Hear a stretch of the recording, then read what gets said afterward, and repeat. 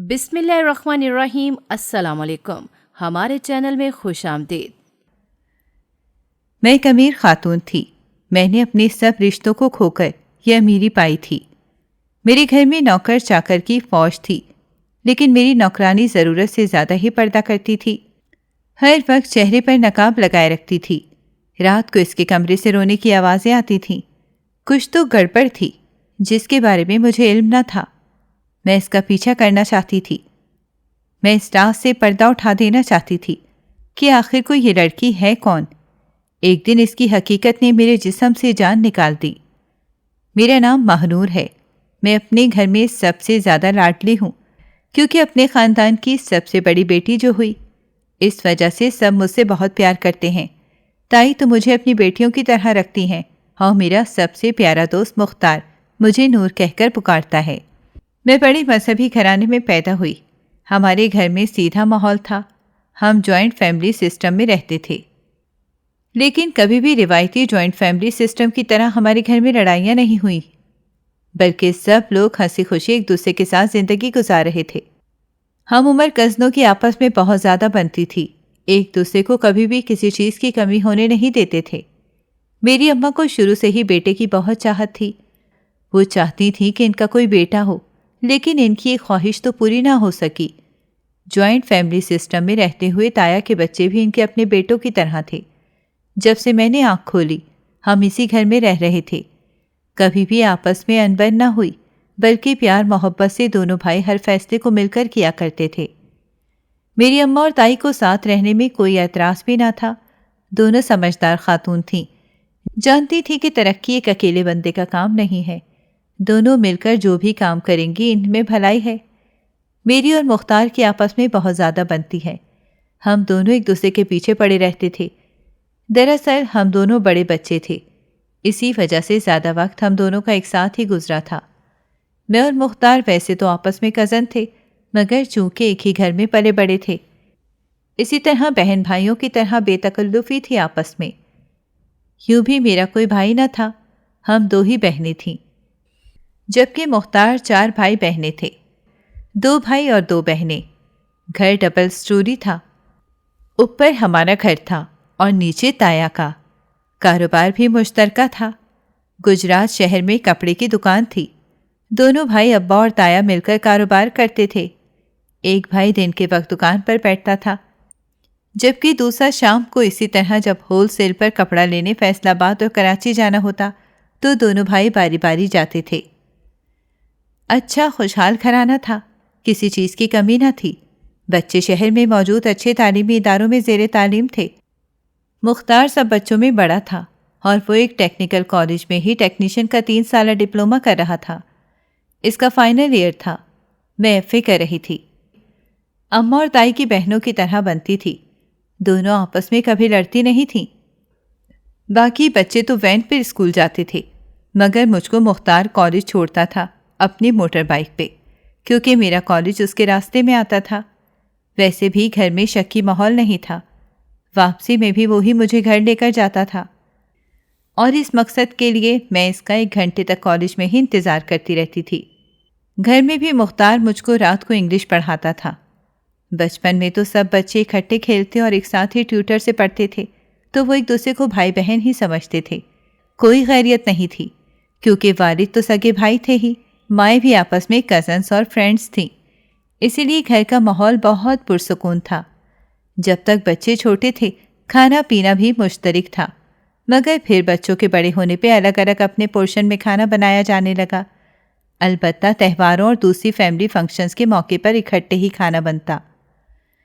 غرض کہ یہ ایک مثالی گھرانہ تھا، اور لوگ ان کی مثالیں دیتے تھے کہ دونوں بھائی اور ان کی فیملیز میں کس قدر اتفاق اور محبت ہے۔ دن رات کے ساتھ اور اکٹھے کالج آنے جانے کی وجہ سے مجھ کو اور مختار کو پتہ ہی نہ چلا، اور وہ ایک دوسرے کو چاہنے لگے اور ہم ایک دوسرے کو چاہنے لگے۔ مگر ابھی ہم نے اس جذبے کو خود تک ہی محدود رکھا ہوا تھا، اور والدین کو اس کی بھنک بھی نہیں پڑنے دی تھی۔ ہم اپنی تعلیم مکمل ہونے کا انتظار کر رہے تھے۔ چنانچہ مختار نے اپنا ڈپلومہ مکمل کر لیا تو اسے کچھ عرصے بعد اپنے ہی شہر میں ایک فیکٹری میں ملازمت مل گئی، جبکہ میں نے ایف اے کے بعد ہی بی اے میں داخلہ لینے کی خواہش ظاہر کی، مگر والدین نے مجھے مزید تعلیم دلانے سے انکار کر دیا اور مزید تعلیم حاصل کرنے کا خواب ہی رہ گیا۔ ماں نے مجھے سمجھایا کہ اب بہت پڑھ لیا، لڑکیوں کے لیے اتنی تعلیم کافی ہوتی ہے، اب کچھ عرصے گھرداری سیکھو۔ تمہاری بڑی خالہ اپنے بیٹے ارسلان کے لیے تمہارا رشتہ لینا چاہتی ہیں، 2 سال تک ان کا شادی کرنے کا ارادہ ہے، تب تک ارسلان کو کوئی اچھی ملازمت مل جائے گی۔ BCom تو اس نے کر لیا ہے۔ یہ سن کر میرے پیروں تلے سے زمین نکل گئی۔ ایک تو مزید تعلیم کے حصول سے مجھے منع کر دیا گیا تھا، اور دوسرے ارسلان سے رشتہ۔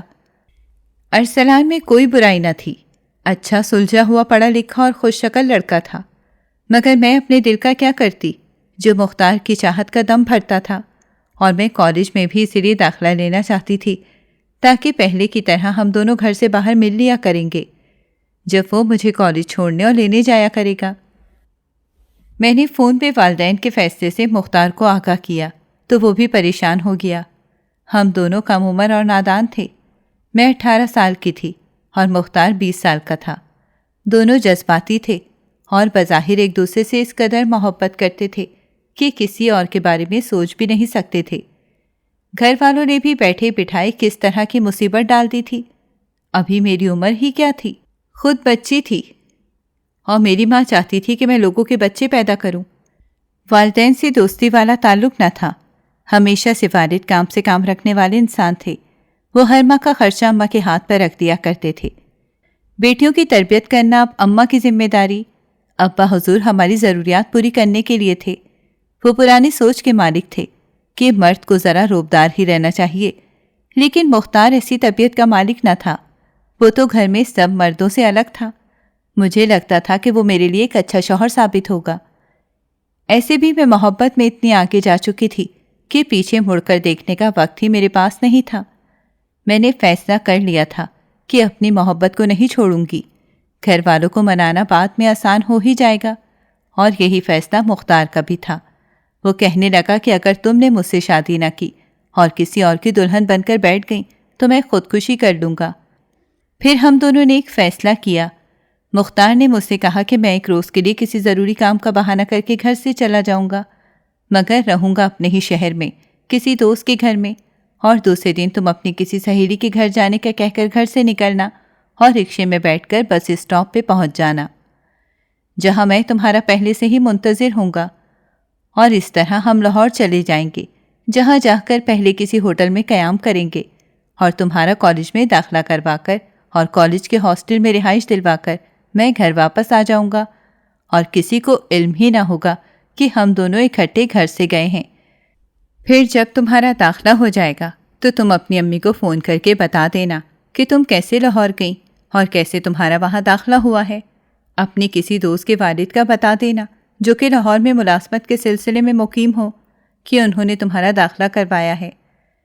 گھر والے کون سا تحقیق کریں گے، اور وہ خاندان کی عزت کی خاطر تمہاری بات مان جائیں گے، اور جب تمہارا BA مکمل ہو جائے گا تو گھر والوں کو منا کر ان کی مرضی سے شادی کر لیں گے۔ میں نے بغیر سوچے سمجھے مختار کی بات مان لی۔ دوسرے دن صبح ناشتے سے فارغ ہو کر میں نے والدہ سے کہا، امی میری دوست کی طبیعت خراب ہے، میں اس کا حال پوچھنے جا رہی ہوں۔ فون کر کے پوچھ لو اس کا حال، اس کے گھر جانے کی کیا ضرورت ہے؟ امی نے برتن دھوتے ہوئے کہا، کیونکہ انہیں یوں میرا ہر دوست کے گھر منہ اٹھا کر چلے جانا پسند نہیں تھا۔ میں نے اسے فون کرنے کی کوشش کی تھی مگر وہ کال ہی نہیں اٹینڈ کر رہی، کہیں زیادہ طبیعت خراب نہ ہو اس کی۔ ویسے بھی ہمیں ملے 2-3 ماہ ہو گئے ہیں، اسی بہانے ملاقات بھی ہو جائے گی۔ میں نے تفصیل سے امی کو ساری بات بتائی۔ میرے مرجھائے چہرے کو دیکھ کر امی کو مجھ پر ترس آ ہی گیا تھا۔ ٹھیک ہے چلی جاؤ، مگر کیسے جاؤ گی؟ امی نے پوچھا۔ دوست کا گھر زیادہ دور نہیں، اپنی گلی سے نکل کر مین روڈ پر رکشہ لے لوں گی۔ امی سے اجازت لے کر میں اپنی اور اپنی بہن کے مشترکہ کمرے میں گئی۔ بہن اسکول گئی ہوئی تھی۔ میں نے ایک دن پہلے اپنا بیگ تیار کر کے مختار کو دے دیا تھا، جس میں میرے 2-3 جوڑے کپڑے اور زیورات کا ایک سیٹ اور کچھ ضروری چیزیں تھیں۔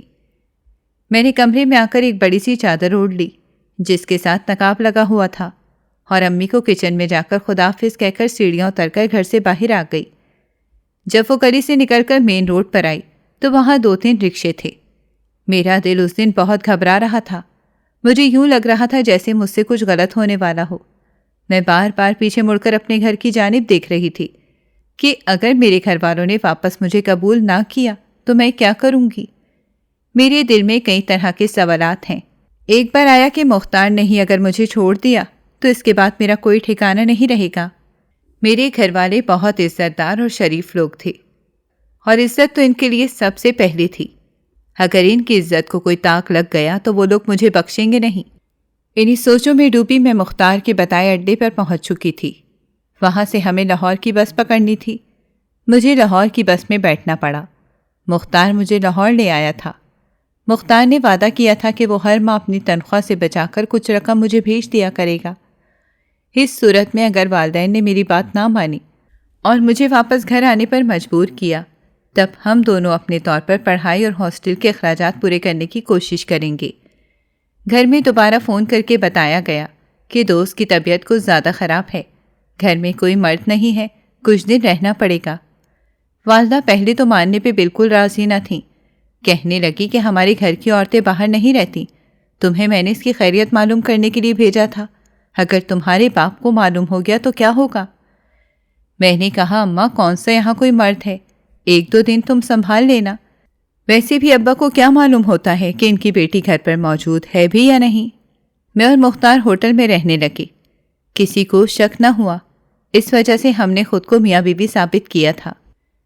چند دنوں کے اندر مختار کے ایک دوست کے والد کی کوشش سے مجھ کو ایک اوسط درجے کے کالج میں BA میں داخلہ مل گیا اور ہاسٹل میں جگہ مل گئی، اور یوں سب انتظامات کر کے مختار واپس گھر چلا گیا۔ اس دوران میں نے اپنی والدہ کو فون کر کے بتا دیا تھا کہ میں نے اپنی ایک دوسری کالج کی دوست کے والد کی مدد سے، جو لاہور میں ایک ادارے میں ملازمت کرتے ہیں، لاہور میں ایک کالج میں داخلہ لے چکی ہوں اور کالج کے ہاسٹل میں رہ رہی ہوں۔ والدہ نے پہلے تو مجھے جھوٹ بول کر گھر سے جانے پر بہت برا بھلا کہا، لعنت ملامت کی، اور پھر گھر کی عزت کی خاطر ابا کو سمجھایا۔ اس کو چونکہ آگے تعلیم حاصل کرنے کا شوق تھا اور ہمارے انکار پہ وہ بہانہ بنا کر لاہور چلی گئی ہے، پڑھنے ہی کے لیے گھر سے گئی ہے۔ اگر وہ کسی کے ساتھ بھاگ بھی جاتی تو ہم کیا کر لیتے؟ اس لیے سے معاف کر دیں، اس کے فیصلے کو قبول کر لینا چاہیے اور اس کی مدد بھی کریں۔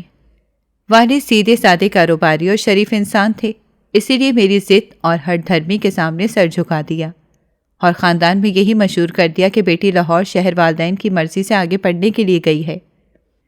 ایک روز ماں باپ مجھ سے ملنے میرے ہاسٹل آ گئے۔ وہ میرے لیے کپڑے اور دوسری ضروری چیزیں بھی لائے تھے۔ مجھے کچھ رقم بھی دی اور وعدہ کیا کہ وہ ہر ماہ مجھے اخراجات کے لیے رقم اور دوسری ضرورت کی چیزیں مختار کے ہاتھ بھیجتے رہیں گے، کیونکہ والدین یہ دیکھ کر مطمئن ہو گئے تھے کہ بیٹی واقعی میں کالج میں زیر تعلیم ہے اور دوسری لڑکیوں کے ساتھ ہاسٹل میں مقیم ہے۔ انہوں نے مختار کے دوست کے والد سے بھی فون پہ بات کر لی تھی، جس نے میرا کالج اور ہاسٹل میں داخلہ کروایا تھا۔ میرے سادہ والدین میری چال کو سمجھ نہیں پائے تھے۔ انہوں نے میری ہر غلطی کو معاف کر دیا، کہنے لگے کہ بیٹیوں کا معاملہ تو پہلے ہی نازک ہوتا ہے۔ میں ان کی اس محبت پر شرمندہ ہو گئی۔ میں ان کی کیسی بیٹی تھی کہ ان کو ہی دھوکہ دے رہی تھی؟ میرا دل بھر گیا تھا۔ امی ابو مجھے معاف کر دیں، میں نے بہت بڑی غلطی کی ہے، مجھے اس طرح آپ کی مرضی کے خلاف گھر سے نہیں آنا چاہیے تھا۔ میری آواز کی نمی کو محسوس کر رہے تھے۔ والدین چونک سے گئے تھے۔ میری آواز میں موجود درد وہ سمجھ گئے تھے۔ ابا بولے کہ تم ابھی بچی ہو اور بچوں سے غلطی ہو ہی جاتی ہے، لیکن تم نے یہ غلطی ایک اچھے مقصد یعنی حصول علم کی خاطر کی ہے، اسی لیے میں تمہیں معاف کرتا ہوں، لیکن آئندہ کوئی قدم بھی والدین سے پوچھے بغیر نہ اٹھانا۔ والدین اولاد کے دشمن نہیں ہوتے، اس کی بھلائی کے لیے ہی کوئی فیصلہ کرتے ہیں۔ میرا دل بہت اداس ہو گیا تھا۔ دل کیا کہ ہاتھ پکڑ کر ساری رودات سنا دوں، مجھ پر جو بیت رہی ہے اس کی کہانی بھی انہیں سنا دوں۔ والدین ہیں سمجھ جائیں گے، لیکن شاید اس درد بھری کہانی کو سن کر وہ جیتے جی ہی مر جاتے۔ میں نے خود اس سے اپنے ساتھ غلط کرنے کی ہمت دلائی تھی۔ نفسیات کے مطابق کوئی انسان ہمیں نہیں توڑتا جب تک ہم اسے اجازت نہ دیں۔ ہم آہستہ آہستہ اسے اپنی کمزوریاں بتا رہے ہوتے ہیں، ہم خود پرست بننے لگتے ہیں، ہم اپنی آزادی خود ہی قید میں بدلتے ہیں، اور ہمیں عادت ہو جاتی ہے کسی کے ساتھ کی، خود پسندی کی، اپنے لیے الفاظ کی، تعریف کی اور وعدوں کی۔ کیونکہ ہم یہی چاہ رہے ہوتے ہیں۔ ہماری چاہ ہی ہماری کمزوری بن جاتی ہے، اور اسی کا تو لوگ فائدہ اٹھاتے ہیں، اور انہی سے ہم ٹوٹتے ہیں۔ میں اندر سے ختم ہو رہی تھی۔ مجھے ایسے لگ رہا تھا کہ جیسے میں نے اپنی زندگی کے ساتھ خود نقصان کر دیا ہو۔ مجھے گھر میں کسی چیز کی کمی نہ تھی۔ میرے والدین نے میری ہر ضرورت کو پورا کیا تھا۔ وہ لوگ تو منہ مانگی خواہش کو پورا کر دیتے تھے۔ کبھی کوئی ایسی خواہش میرے والدین نے رد نہ کی تھی، لیکن ان کی چاہت کو میں کبھی دیکھ ہی نہ پائی تھی۔ وہ حفاظت کی دیوار مجھے کب قید لگنے لگی اس کا مجھے اندازہ ہی نہ ہوا تھا، اور اس قید سے نکل کر میں جن حیوان کے ہاتھ چڑھ چکی تھی، اس دلدل سے نکل پانا مشکل تھا۔ جس شیطان صرف شخص کے جنگل میں پھنس چکی تھی، اس نے مجھے اس وعدے پر قائم نہ رہنے دیا۔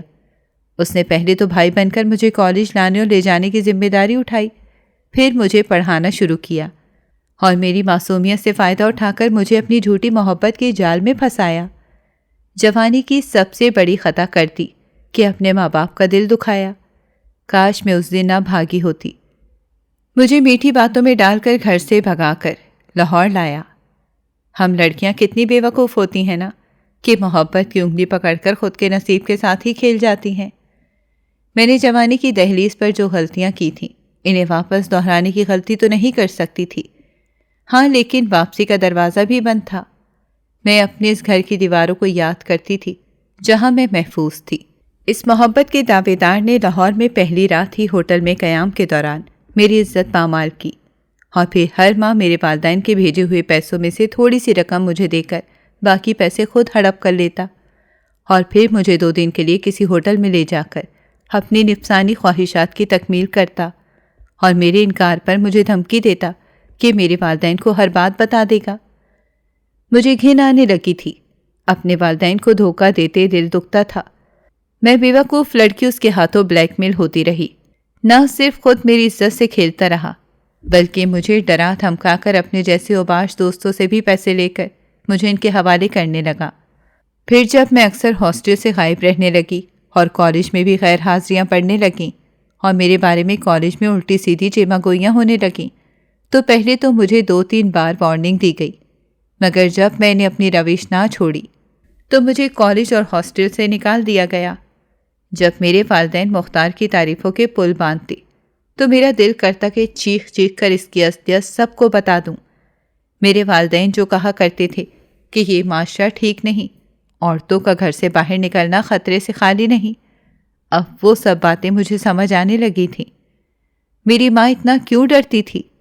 پھر اس کے ایک آشنا نے مجھے ایک بدنام علاقے میں ایک کمرے کا اپارٹمنٹ کرائے پر لے دیا۔ گھر میں سب کو یہ پتا تھا کہ بچی باقاعدہ پڑھ رہی تھی۔ ادھر خالہ شادی کی باتیں کر رہی تھیں۔ میں ارسلان کے لائق بھی نہ تھی۔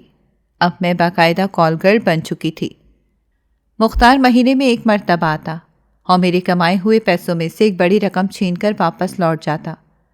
اتنا پیسہ ہونے کے باوجود بھی اسے پیسوں کی کتنی بھوک تھی، اس کا مجھے اندازہ نہ تھا۔ گھر والوں نے کبھی اسے پیسے کی کمی محسوس نہ ہونے دی تھی، پھر بھی اس نے میرے ساتھ ایسا کیوں کیا، مجھے اب تک سمجھ نہ آئی تھی۔ میں نے تو کبھی اس کا برا نہیں چاہا تھا۔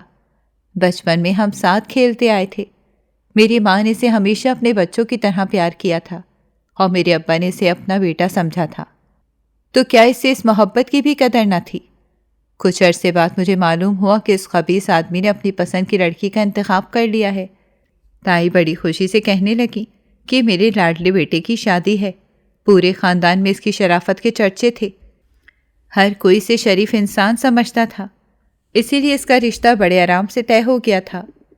لڑکی والوں نے ارد گرد سے جو بھی معلوم کروایا تھا، انہیں اس کی نیک اور پاکیزہ تصویر ہی دیکھنے کو ملے گی۔ میں جب بھڑکی تو وہ مجھے کہنے لگا کہ تم جیسی لڑکی سے اب شادی کروں گا جو میرے ایک کہنے پر گھر سے بھاگ آئی، کل کو وہ کسی کے ساتھ بھی بھاگ سکتی ہے، اور ویسے بھی اب تم پاک صاف نہیں رہتی۔ میں شادی اور تم جیسی طوائف اور آبرو باختہ عورت سے کون شادی کرتا ہے؟ تم ایک طوائف ہو، اور اب تمہاری قسمت یہی ہے کہ جب تک جوانی اور حسن ہے جسم فروشی کرتی رہو، اور جب بوڑھی ہو جاؤ تو اپنے جیسے گھروں سے بھاگی ہوئی لڑکیوں سے دھندا کرواتی رہنا، تاکہ تمہاری روزی روٹی چلتی رہے۔ مجھے اپنے لیے پاک دامن لڑکی چاہیے تھی۔ مجھے اس کی سوچ پڑھ کر اس کی ذہنیت پر نہایت افسوس ہوا تھا۔ میں نے ساری زندگی ایسے مرد پہ ضائع کر دی تھی۔ میں نے کہا یہ تم کہہ رہے ہو جو میرے اپنے ہو، جس نے مجھ سے محبت کی، شادی کے وعدے کیے اور مجھے اس گندے دھندے میں ڈالا، اور اب مجھے طوائف ہونے کے طعنے دے رہے ہو۔ اگر میں طوائف ہوں تو تم کیا ہو؟ دلال نہ؟ تو پھر اس کام کو زیادہ بڑے پیمانے پر شروع کر دو، اپنی بہنوں کو بھی اس دھندے میں ڈالو اور ڈھیر سارے پیسے کماؤ۔ میں نے اس کی غیرت پر حملہ کیا تھا۔ میں 2 سال نہ اپنی تعلیم مکمل کر سکی اور نہ ہی واپس گھر جانے کے لائق رہی تھی۔ اگر میں اس شخص کے ساتھ اپنا گھر بسا بھی لیتی تو ارسلان کو شادی کی پہلی رات ہی معلوم ہو جاتا کہ میں کس کردار کی عورت ہوں۔ میرے گھر والوں کو ہر کسی کی بات کا جواب دینا پڑتا۔ میں کیا بتاتی میرے ساتھ کرنے والا کون ہے؟ میں مختار کی حقیقت بتا کر بھی اسے بے نقاب نہیں کر سکتی تھی۔ کوئی میری بات پر یقین کرنے والا ہی نہیں تھا۔ سوچ سمجھ کر میں نے یہ فیصلہ کر لیا تھا کہ اس دلدل میں تو پھنس ہی چکی تھی۔ اب میں نے ارادہ کر لیا تھا کہ میں آخری قدم بھی لے لوں گی۔ جہاں اتنے دل دکھائے ہیں وہاں والدین کا آخری بار بھی دل توڑ ہی دیتی ہوں۔ وہ لوگ مجھ سے نفرت کر کے مجھ سے دور ہو جائیں گے۔ میں ان کی نفرت اور تذلیل کو برداشت نہیں کر سکتی تھی۔ میں اس حقیقت کو سامنے نہیں آنے دے سکتی تھی کہ میں نے ان کی عزت کو داغدار کر دیا۔ میں اماں کو فون کر کے ارسلان سے رشتے کے لیے منع کر چکی تھی۔ میری اماں بری طرح بھڑک اٹھی تھیں۔ کہنے لگی کہ ساری زندگی تم اپنی من مرضی ہی کرتی رہی ہو۔ تمہارے ماں باپ اور مختار نے تمہیں لاڈ پیار دے کر بگاڑ دیا ہے۔ مختار کے نام پر میرے ہونٹوں پر زہریلی سی مسکراہٹ آئی۔ کاش میں انہیں بتا سکتی کہ آپ کی بیٹی کے ساتھ اس نے کیا کیا ہے۔ میں اپنے گھر والوں کو جانتی تھی۔ وہ مجھ سے زیادہ مختار پر بھروسہ کرتے تھے۔ وہ کبھی بھی میری بات کو نہیں مانیں گے، الٹا وہ مختار کی طرفداری ہی کریں گے۔ کیا معلوم میری تائی اور تایا ابا سے تعلق ہی ختم کر دیں۔ حالات کس قدر خراب ہو جائیں گے اس کا مجھے خوب اندازہ تھا، اور محلے والے بھی خوب تماشا دیکھیں گے۔ یہ بات پورے علاقے میں پھیل جائے گی۔ میری بہن کا مستقبل تباہ ہو جائے گا۔ میں تو خود کے ساتھ برا کر ہی چکی، لیکن میں نہیں چاہتی تھی کہ میری بہن کے ساتھ برا ہو۔ کاش میں بھی اس کی باتوں میں نہ آئی ہوتی۔ میں دعا کر رہی تھی کہ میری بہن کبھی بھی کسی مرد کی باتوں میں نہ آئے۔ میری ماں کہنے لگی ہم نے تم پر بھروسہ کیا تھا۔ تمہارے باپ نے کیا کہا تھا کہ کسی کے ساتھ منہ کالا نہ کروا دینا۔ میں نے کہا اماں اب زمانہ بدل چکا ہے، اب لڑکیاں ویسی نہیں رہی ہیں، آپ کی پسند سے شادی کر لیں۔ تو اماں کہنے لگی کہ مختار لڑکا ہو کر بھی اپنی ماں کی پسند کی لڑکی سے ہی شادی کر رہا ہے۔ اس نے اسی کو اپنی پسند بنا کر ظاہر کیا ہے، اور ایک تم میری نافرمان اولاد کہ میری کسی بات کو مانتی نہیں۔ فوراً سے گھر واپس آ جاؤ، تمہیں ہم خود ہی سیدھا کر لیں گے۔ میں نے اپنے آنسوؤں کو بہت مشکل سے قابو میں رکھا ہوا تھا۔ میری ماں نے مجھ سے اپنے سارے تعلق ختم کر دیے تھے۔ میرا باپ کہنے لگا واپس آنے کی کوئی ضرورت نہیں ہے۔ جس لڑکے کی محبت میں گرفتار ہوئی ہو اور ہماری عزت کو داغدار کرنے کا سوچ ہی رہی ہو، اسی لڑکے کے ساتھ زندگی گزار لینا۔ اپنے ماں باپ کی کوئی نصیحت تم نے پکڑ کر رکھی ہے؟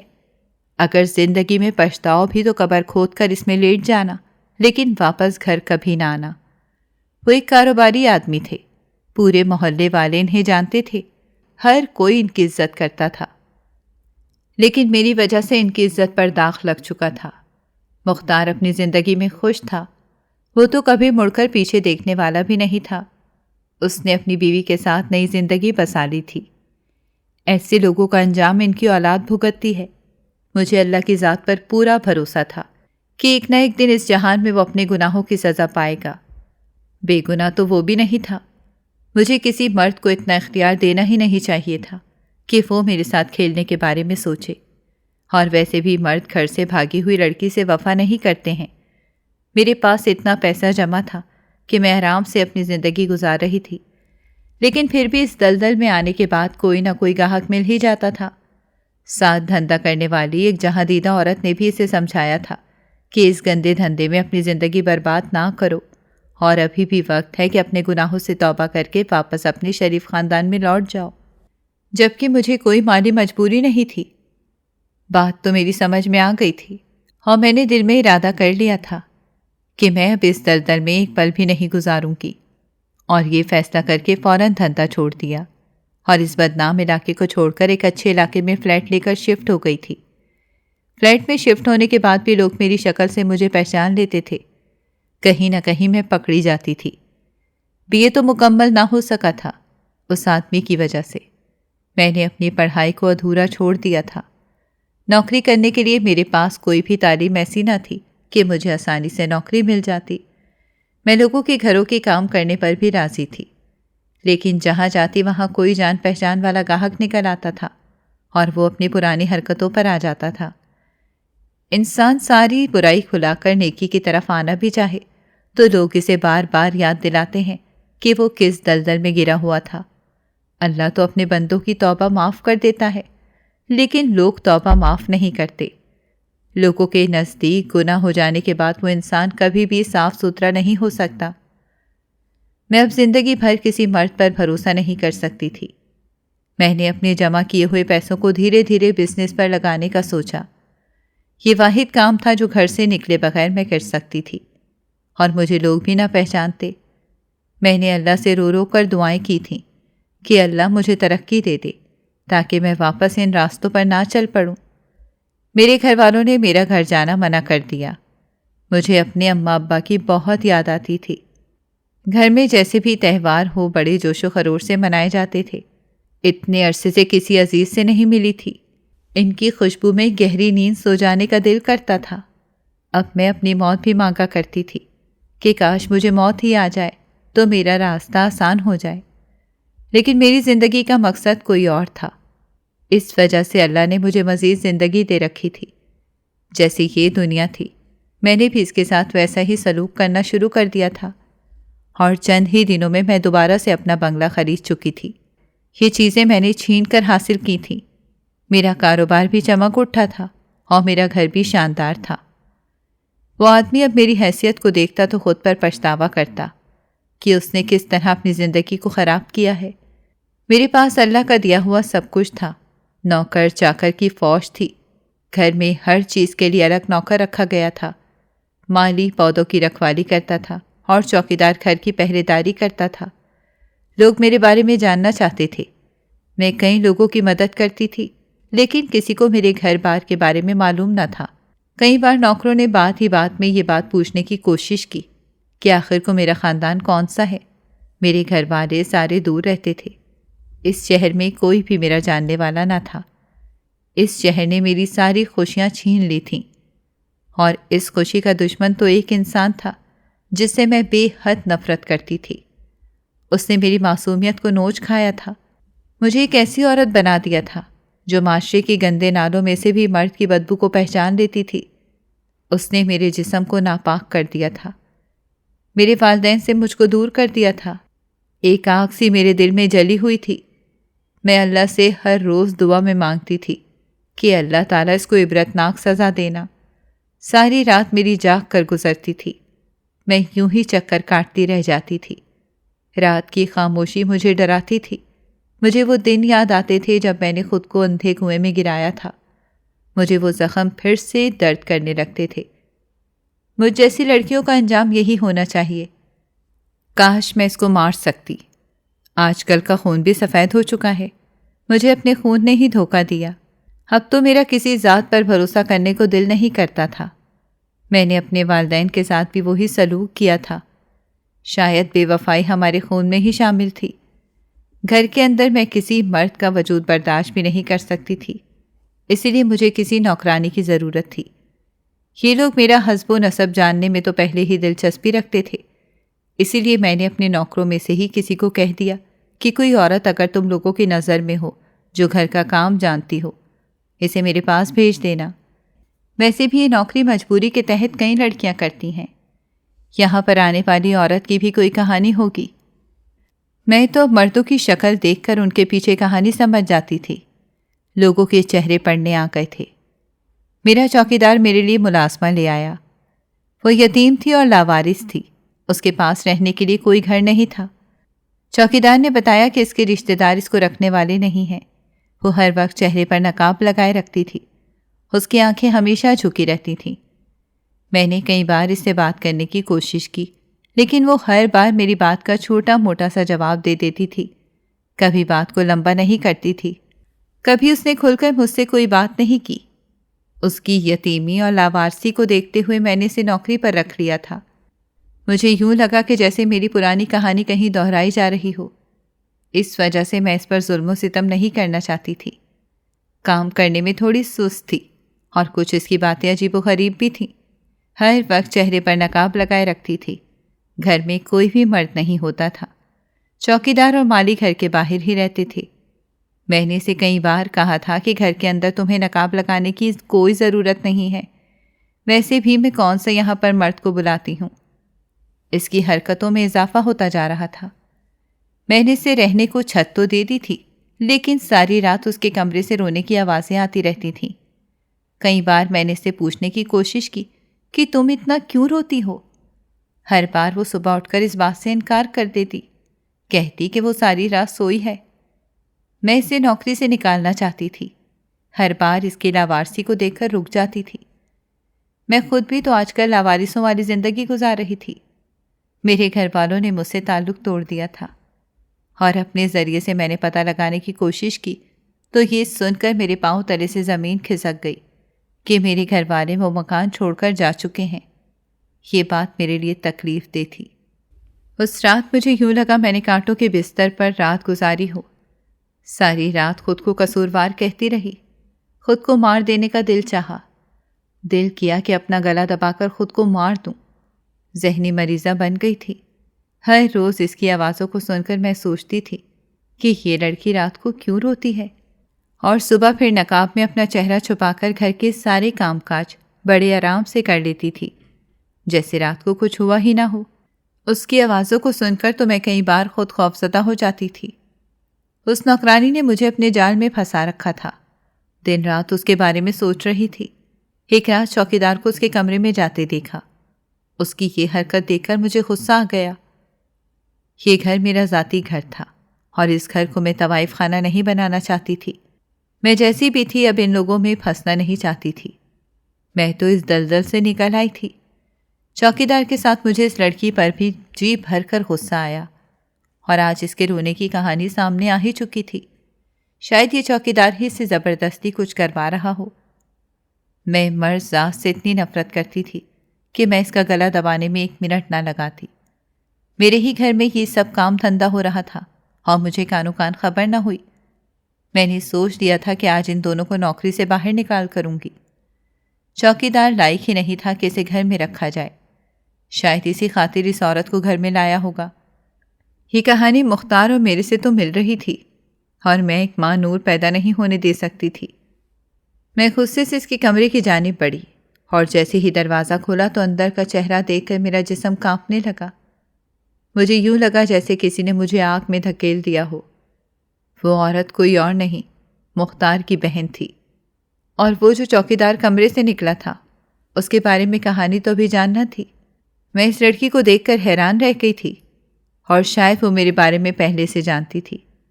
میں نے کہا کہ تم یہاں کیسے آئیں، اور گھر والے سب کہاں ہیں، اور اس چوکیدار کے ساتھ تمہارا آخر کو کیا تعلق ہے؟ تم مجھ سے بہت کچھ چھپا رہی ہو۔ اگر تم نے اصل حقیقت نہ بتائی تو میں تمہیں یہاں سے رات کے رات نکال دوں گی۔ میری بات سن کر وہ گھبرا گئی تھی اور معافیا مانگنے لگی۔ میں نے کہا کہ اب میرے دل میں تمہارے اور تمہارے بھائی کے لیے کوئی رحم باقی نہیں رہا۔ شاید تم اس کے ساتھ خود ہی رنگ رلیاں منانے بھاگی ہو۔ ویسے بھی بہن بھائی ایک ہی خون ہو، کب کیا کر گزرو اس کا کوئی علم نہیں ہوتا۔ کہنے لگی کہ مجھے میرے بھائی کے جرم کی سزا ملی۔ اس آدمی نے مجھے جھوٹے خواب دکھائے۔ کہنے لگا کہ یہ بنگلہ میرا ہے۔ میں اس کی محبت کے جال میں آ گئی تھی۔ میرے والدین میرا رشتہ ایک معمولی انسان سے کروانا چاہتے تھے۔ میں دن رات اس آدمی سے باتیں کرنے لگی، اور دل ہی دل میں اس کو اپنا سب کچھ مان چکی تھی، اور شادی والے دن میں گھر سے بھاگ گئی۔ اس دن ہی ابا کا انتقال ہو گیا۔ آپ کے گھر سے چلے جانے کے بعد تو چچا اور چچی جیسے خاموش سے ہو گئے تھے۔ چھوٹی گڑیا نے بھی اپنی پڑھائی چھوڑ دی تھی، کیونکہ چچا نہیں چاہتے تھے کہ وہ بھی آپ کی طرح گھر سے بھاگ جائے۔ کسی کو اصل حقیقت معلوم نہیں تھی، لیکن ایک دن اصل حقیقت کھل ہی گئی، اور آپ کی دوست سارا آپ سے ملنے کے لیے ہمارے گھر آئی تو چچی اس پر بھڑک اٹھیں۔ ان کے خیال میں وہ بھی اس فعل میں شامل تھی، لیکن جب اس نے ساری حقیقت کا بتایا تو چچی نے ہم سے تعلق توڑ دیا، بھائی کو بھی ابا نے گھر سے نکال دیا، ان کی بیوی ان سے طلاق لے کر جا چکی ہے۔ اب بھائی کن لوگوں کے ساتھ اٹھتا بیٹھتا ہے اس بارے میں بھی ہمیں کوئی علم نہیں ہے۔ شاید اس نے پرانا دھندا پھر سے شروع کر دیا۔ ابا تو اس بات پر غمزدہ رہتے تھے کہ ان کا خون اتنا گندا کیسے نکل سکتا ہے۔ چچی اور چچا آپ کی تلاش میں بہت ٹھوکریں کھا چکے تھے اور آپ کو معاف کر دینا چاہتے تھے۔ مجھے ابھی تک یقین نہیں آ رہا کہ میری اماں ابا مجھے معاف کر دینا چاہتے تھے۔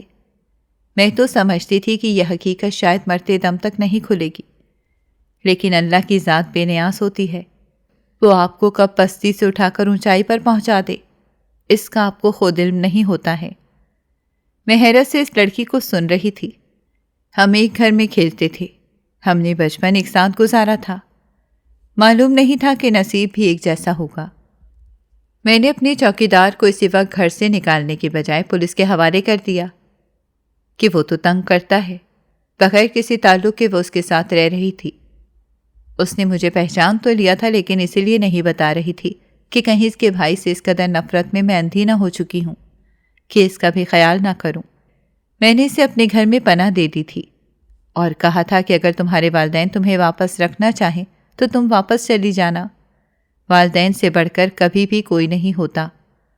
اس کی مدد کی وجہ سے میں اپنے والدین سے واپس مل سکی، انہوں نے مجھے معاف کر دیا تھا۔